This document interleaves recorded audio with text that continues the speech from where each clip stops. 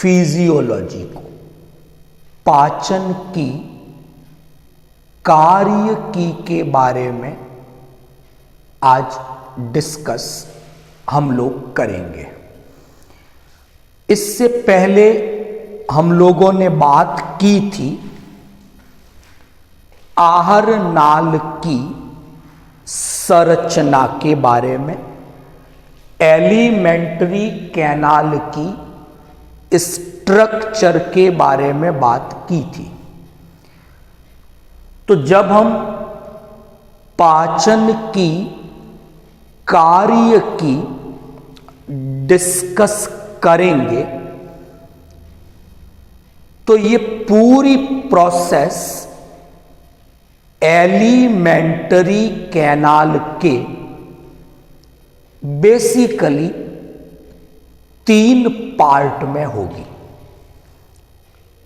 पहले हम बात करेंगे मुख्य गुहा बक्कल कैविटी में डाइजेशन की, फिर हम बात करेंगे स्टमक आमाशय में पाचन की, और फाइनली हम बात करेंगे ड्यूडिनम ग्रहणी में पाचन की। तो अगर हम एक बड़े लेवल पर बात करें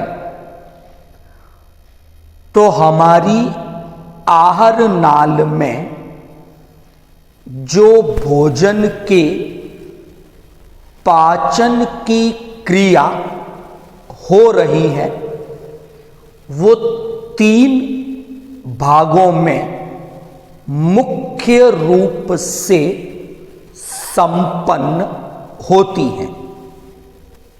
मुख्य गुहा में, आमाशय में और छोटी आंत के ग्रहणी वाले भाग में। अब इससे पहले भोजन का पाचन हो उससे पहले एक क्रिया और होगी जिसे अंतग्रहण के नाम से जाना जाता है। अंग्रेजी में इसके लिए इनजेशन शब्द प्रयोग में लिया जाता है। तो पाचन हो उससे पहले एक क्रिया और होगी जिसे हिंदी में अंतःग्रहण, अंग्रेजी में इनजेशन के नाम से जाना जाता है। ये प्रक्रिया क्या है? कोई भी जीव वातावरण से भोजन को शरीर के भीतर ग्रहण करता है और बाहरी वातावरण से जीव के द्वारा भोजन को भीतर ग्रहण करने की क्रिया इनजेशन, अंतःग्रहण कहलाती है। क्या होना चाहिए इसमें कि एक तो पहले भोजन को छोटे छोटे टुकड़ों में तोड़ा जाए, फिर उसे मिक्स किया जाए लार के साथ और फिर उसे निगला जाए। तो ये सब कुछ अंतःग्रहण इनजेशन का हिस्सा होता है। अब हम बात करेंगे आज डाइजेशन की। तो स्टार्ट करते हैं पहले बक्कल कैविटी, मुख्य गुहा में पाचन की कार्य की से। तो ये आहार नाल का पहला भाग है। यहां किस प्रकार पाचन होता है थोड़ा समझने की कोशिश करते हैं। नंबर 1, जो संतुलित आहार, बैलेंस डाइट हम लोग लेते हैं उसमें कार्बोहाइड्रेट, प्रोटीन, वसा, विटामिन्स और मिनरल्स, ये प्रमुख कंपोनेंट घटक उसके होते हैं। तो जब हम बात करते हैं बकल कैविटी की, मुख्य गुहा की, तो एक बात जो ध्यान में रखनी है वो ये है कि मुख्य गुहा में केवल और केवल कार्बोहाइड्रेट का पाचन हो पाता है, यानी वसा के पाचन के लिए, प्रोटीन के पाचन के लिए बकल कैविटी में, मुख्य गुहा में किसी भी प्रकार की कोई व्यवस्था नहीं है। तो जब भी मुख्य गुहा की बात करेंगे तो हम बात करेंगे केवल कार्बोहाइड्रेट के पाचन की। ओके, जब भी मानव में पाचन की क्रिया होती है तो यहां पर पाचन दो प्रकार का है। तो अभी एग्जाम्पल भी लेकर चले बकल कैविटी का, मुख्य गुहा का। तो जब हम मुख्य गुहा में पाचन की बात करेंगे तो मुख्य गुहा में दो प्रकार से पाचन की क्रिया संपन्न होती है। नंबर एक, मैकेनिकल डाइजेशन होगा, हिंदी में इसे हम यांत्रिक पाचन कहते हैं।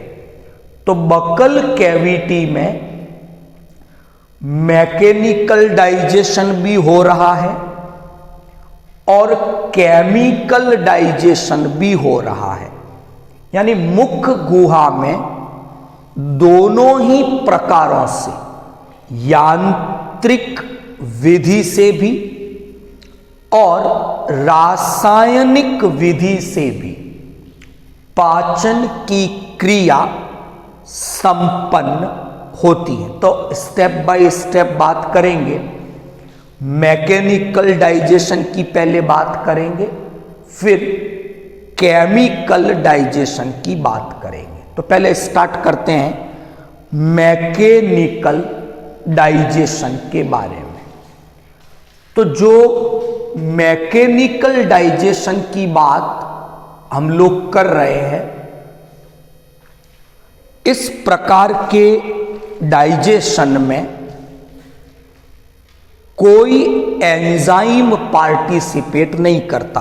तो अगर मैं इसको डिफाइन करना चाहूं तो मैकेनिकल डाइजेशन एक ऐसा पाचन है, डाइजेशन है, जिसमें बिना किसी पाचक एंजाइम की सहायता के पाचन की क्रिया होती है।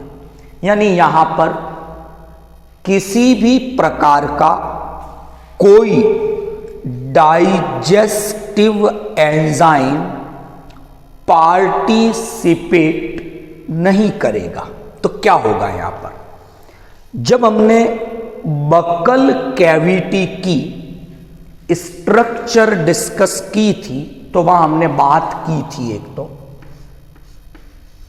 किसकी, दांत के बारे में डिस्कस किया था और टंग के बारे में डिस्कस किया था। यानी जीभ और दांत, ये दो प्रमुख संरचनाएं बकल कैविटी में प्रेजेंट हैं और इन दांतों की सहायता से, जीभ की सहायता से भोजन को छोटे छोटे टुकड़ों में तोड़ा जाएगा। उसे लार के साथ एक सीक्रीशन है जो लार ग्रंथियां स्त्रावित करती हैं, उस लार के साथ मिक्स किया जाएगा। तो दांतों ने, जीभ ने और लार ग्रंथियों द्वारा स्त्रावित लार, इन तीनों ने भोजन को पीसा, उसे छोटे छोटे टुकड़ों में तोड़ा, इसे हम कहें ग्राइंडिंग कर दी। जिस तरह से एक मिक्सर ग्राइंडर बड़े टुकड़ों को छोटे टुकड़ों में तोड़ता है, तो कुछ वैसा ही काम बकल कैविटी में दांत, जीभ और लार ये करती हैं। और इसी डाइजेशन को हम किस नाम से जानते हैं? Mechanical digestion. अच्छा, जो अब परिवर्तन आया कि हमने भोजन ग्रहण किया था, बकल कैविटी में मैकेनिकल डाइजेशन हुआ, तो मैकेनिकल डाइजेशन के बाद अब भोजन जिस रूप में परिवर्तित हो गया उसे बोलस के नाम से जाना जाता है। BOLUS, बोलस हो गया एक। अब केमिकल डाइजेशन का नंबर है यहां पर। बकल कैविटी में रासायनिक पाचन की भी क्रिया होती है, मतलब पाचक एंजाइमों की सहायता से रासायनिक पाचन होगा। यानी यहां पर पाचन की क्रिया, रासायनिक जो पाचन हो रहा है वो हमेशा पाचक एंजाइमों की सहायता से होता है। यानी बिना डाइजेस्टिव एंजाइम के ये वाला पाचन संपन्न नहीं होगा।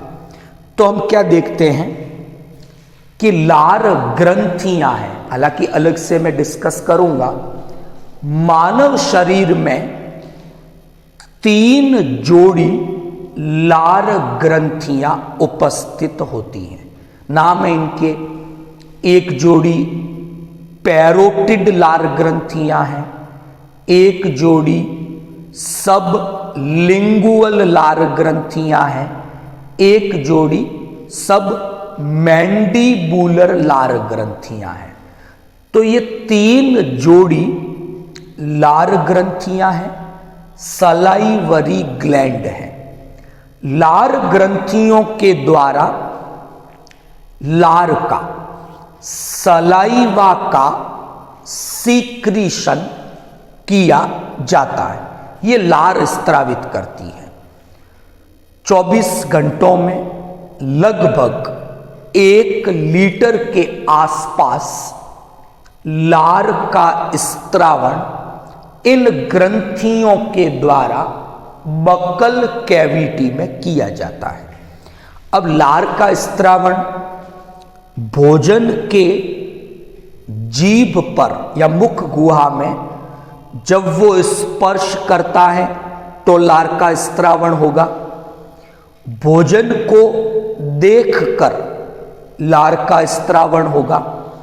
भोजन की गंध या उसके बारे में सोचने से ये लार का स्त्रावण होता है। ये सब एक्सपेरिमेंट आप करके देख सकते हो। तो ये जो लार स्त्रावित हुई, इस लार का पीएच 6 से 7 के बीच में है। अगर हम एक्यूरेट वैल्यू की बात करें तो सलाइवा लार का पीएच 6.8 इतना होता है। हल्की अम्लीय प्रकृति की ये होती है। लार में लाइसोजाइम प्रेजेंट है जो भोजन में उपस्थित जीवाणुओं को नष्ट करने का काम करते हैं। लार आपकी मुख गुहा को नम बना के रखती हैं, सूखने नहीं देती उसे। अच्छा, लार के अंदर एक एंजाइम है जिसे एमाइलेज, इसे पॉपुलरली टाइलिन एंजाइम के नाम से जाना जाता है। ये लार का एक एंजाइम है, टाइलिन कह दो या लारीय एमाइलेज के नाम से जाना जाता है।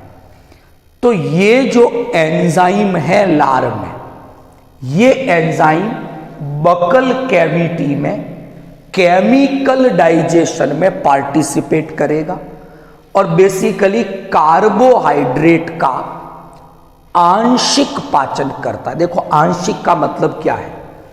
स्टार्च जो हमारे भोजन का एक मुख्य कंपोनेंट है, पॉलीसैकेराइड है। स्टार्च इज ए पॉलीसैकेराइड, ऐसा एक कार्बोहाइड्रेट है। अब पूर्ण पाचन तो कब होता? कि जब ये स्टार्च जो पॉलीसैकेराइड है बदल जाता ग्लूकोज के अंदर जो एक मोनोसैकेराइड है। लेकिन ऐसा नहीं हुआ है बकल कैविटी में। स्टार्च जो एक पॉलीसैकेराइड है, एमाइलेज इस पीएच पर एक्टिव होता है और इस स्टार्च को तोड़ देगा माल्टोज में। माल्टोज एक डाइसैकेराइड है, यानी पाचन शुरू तो हो गया लेकिन कंप्लीट नहीं हुआ। तो ऐसा लिखते हैं हम कि बकल कैविटी में कार्बोहाइड्रेट के आंशिक पाचन की क्रिया एमाइलेज या टाइलिन एंजाइम की सहायता से संपन्न होती है। यहां तक ठीक। तो बात की बकल कैविटी के डाइजेशन की, मैकेनिकल डाइजेशन की बात की, केमिकल डाइजेशन की बात की। दूसरी इंपॉर्टेंट बात कि बकल कैविटी में एंजाइम तो है, एमाइलेज, टाइलिन, फिर भी स्टार्च का बहुत कम पाचन यहां संभव हो पाता है, क्योंकि ये जो एंजाइम है इसकी मैक्सिमम एक्टिविटी इस पीएच पर होती है 6.8। अगर पीएच इससे कम होने लग जाए, जैसा कि अब भोजन को बकल कैविटी से ईसोफेगस से होते हुए, ग्रसिका से होते हुए आमाशय में पहुंचता है। आमाशय में पीएच 1 से 2 है, बहुत ज्यादा अम्लीय वातावरण है वहां, यानी ये एंजाइम वहां पहुंचते ही इनएक्टिव हो जाएगा। तो बहुत कम समय एमाइलेज को अपनी एक्टिविटी के लिए मिल पाता है और यही कारण है कि बकल कैविटी में कार्बोहाइड्रेट के पाचन की बहुत कम संभावना है, बहुत कम पाचन यहां पर हो पाता है। तो आज हमने डिस्कस किया मानव की आहार नाल के पहले भाग, मुख्य गुहा, बकल कैविटी, जिसे ओरल कैविटी भी कहा जाता है, उसमें मैकेनिकल डाइजेशन की बात की।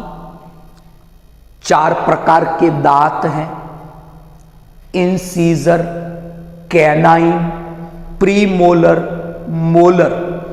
इन 4 प्रकार के दांतों की सहायता से भोजन को पीसा जाता है, उसकी ग्राइंडिंग की जाती है।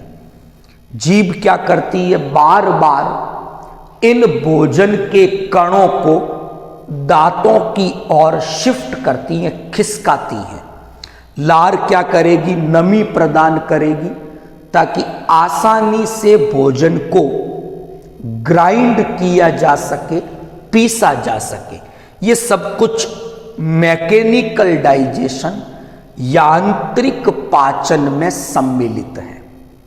उसके बाद केमिकल डाइजेशन है, तो हमने बात की लारी एमाइलेज टाइलिन की, कितने पीएच पर वो एक्टिव होगा और कैसे वो स्टार्च को माल्टोज में बदलेगा। यहां तक आपको समझ में आया होगा।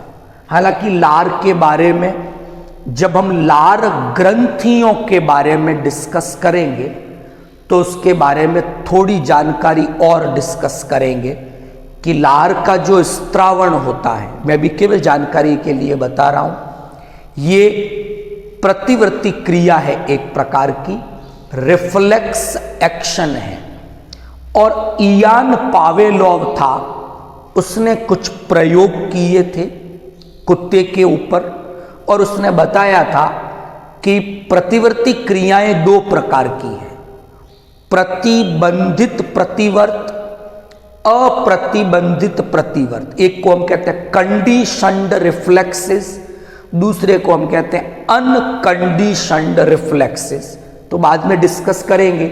और हमने ये भी बताया कि लार स्त्रावण, जो लार ग्रंथियां लार को बकल कैविटी में रिलीज करती हैं, ये अलग अलग उद्दीपनों के द्वारा है।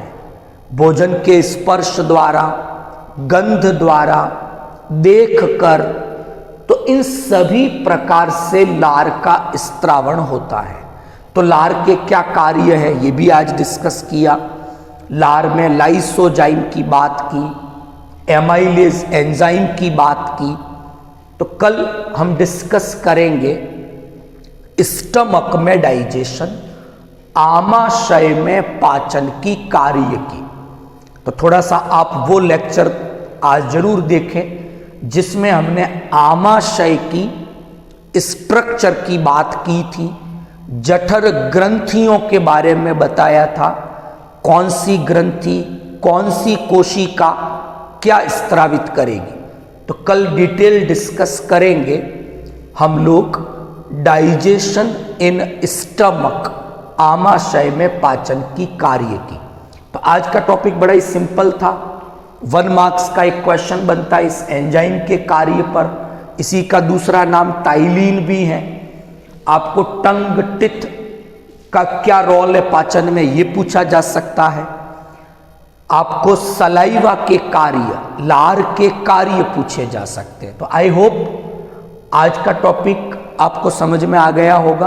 वीडियो को लाइक और शेयर करें। आपकी जो भी क्वेरीज हैं कमेंट बॉक्स में शेयर करें। Thank you all of you.